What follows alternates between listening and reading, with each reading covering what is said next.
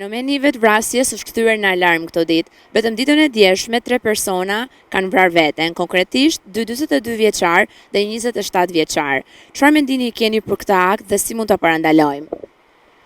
Shëndeti mendor po bëhet një problem shumë i komplikuar ditët e sotme dhe është një indikator për rëndesën psikologjike që ka shoqëria jonë kohët e fundit, për mos thënë në gjitha grup mosha, qoftë tek fëmijë, adoleshentë dhe më të rritur. Është një indikator shumë i fuqishëm që na tregojnë që duhet marrë masa drastike, le të themi, në mënyrë që të paktën këtë problematika për sa i përket shëndetit mendor të referohen në kompetencat përkatëse, në mënyrë që të mundet të bëjë një parandalim për procesin në vazhdimsi. Cilat janë moshat më të riskuara nga ky fenomen? Nuk do ta kategorizoja me grup mosh, por nga gjendjet psikologjike në cilën ndodhen individ të caktuar, sepse me sa shohim edhe gjatë praktikës së përditshme kemi të bëjmë edhe me adoleshentë dhe fëmijë që kanë tentativa suicidale, që kalojnë në një fazë vetdëmtimi ose tentative, për të kaluar adoleshentë që her pas here kalojnë në akte të mirëfillta të vetvrasjes dhe të rritur gjithashtu. Personalisht nuk do kategorizoja në grup mosha, por do ta kategorizoja në varësi të problematikave dhe gjendjes psikoemocionale që shfaqen individ të caktuar në momentin që vendosen për të kryer një akt të tillë vetvrasje. Si mund ta dallojmë dikë i cili është në këtë gjendje depresive dhe ka këto mendime vetvrasëse, sepse ka persona që nuk duken mirë të lumtur dhe pastaj në fund bëjnë këtë lloj akti? Është pak e vështirë të thuash duken të lumtur, se normalisht nëse jemi edhe të mos jemi vigjilent, simptomat janë të dukshme, të nisemi fillimisht nga luhatjet e humorit që mund të shfaqet në momente të caktuara, ndjesia e izolimit, personat krijojnë të ndjesinë e izolimit dhe të vetmisë, e cila më vonë i çon për të kryer sjellje të caktuara duke përfshirë aktin e vetvrasjes, është rënja e rendimentit në punë ose rënja e performancës në shkollë, e të qenë produktiv në përgjithësi në vija të përgjithshme. Kemi këto tentativat e lehta, ndoshta fillestare vetdëmtime, që mund të jenë një indikator shumë i rëndësishëm që na parashikon që mund të kemi një akt vetvrasje në vazhdimsi. Por nëse do jemi vigjilent në personat të afër, dhe kjo është një thirrje që unë e bëj, që shfaqen luhatje të tilla emocionale, ndjesi izolimi apo ulje të performancës, janë disa elemente të cilat na japin dukshëm që kemi të bëjmë një rëndje të caktuara psikologjike, që nëse nuk do kemi të bëjmë një akt vetvrasje, mund të kemi gjendje të caktuara të kamufluara në vetvete që mund të dëmtojnë shëndetin mendor apo jetën e personave në vazhdimsi. Si është raporti i personave që vinë në klinikën tuaj që shprehin këto lloj shqetësimesh apo këto mendime? Nuk është gjatë eksperiencës time klinike kam pas të bëjmë me raste të tilla që kanë qenë tentativa nëpërmjet ilaçeve, pirjes ilaçeve ndoshta të mjaftueshme, tentativa vetdëmtimesh tek adoleshentët, por nuk do të vendosja një numër të caktuar që ka të bëjë me sa shumë apo sa pak kanë qenë prezent. Por edhe duke bazuar në rrjetin profesional që neve kemi, vënë re që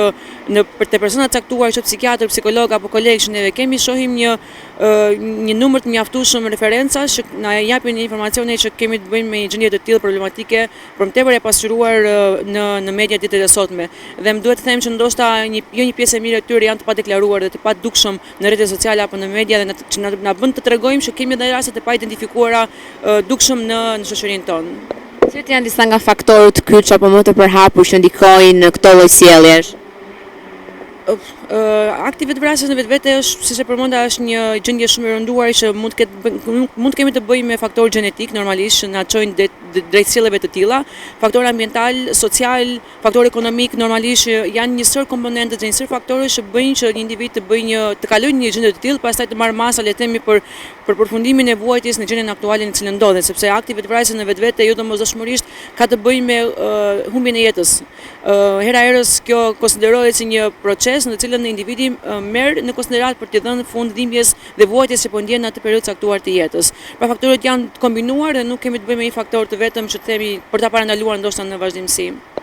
Çfarë masash duhet marrë shteti për të parandaluar këto suicide? Ndoshta do të ishte,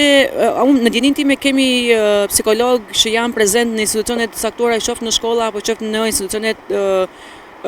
organike të caktuara që merren me problematika të ndryshme. Ndoshta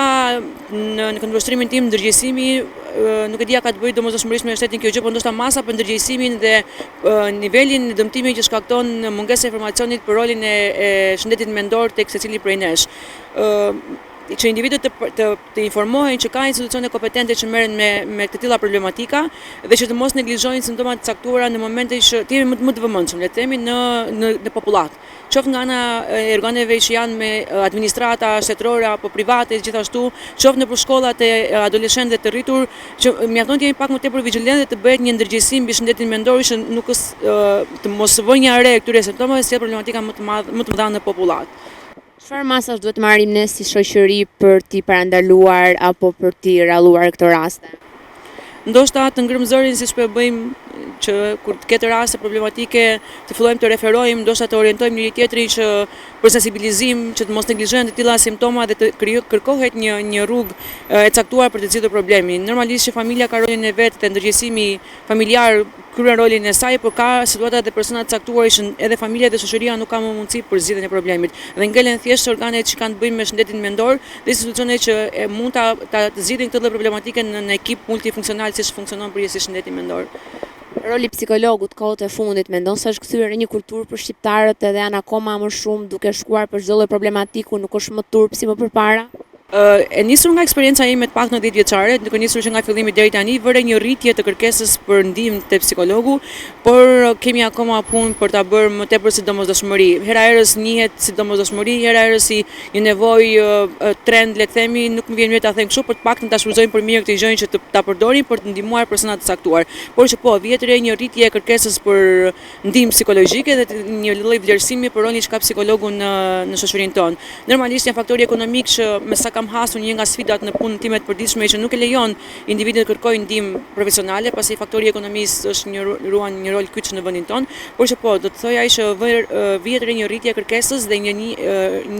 njohje e rolit të psikologut në problematika të ndryshme të shëndetit mendor dhe jo vetëm.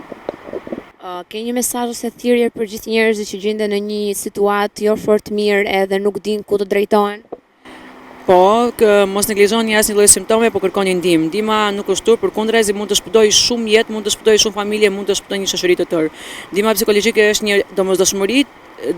në persona që kanë problematika psikoemocionale dhe jo vetëm, edhe në familje që nuk shfaqin probleme të caktuara kaq të serioze, që kanë këto problematika dinamika familjare ndoshta të komplikuara, është një zgjidhje. Të mos neglizhohet asnjë lloj simptome sepse mund të shkaktojë probleme shumë më të mëdha në gjithë sistemin familjar, social apo dhe shoqëror në vazhdimsi. Faleminderit. Faleminderit.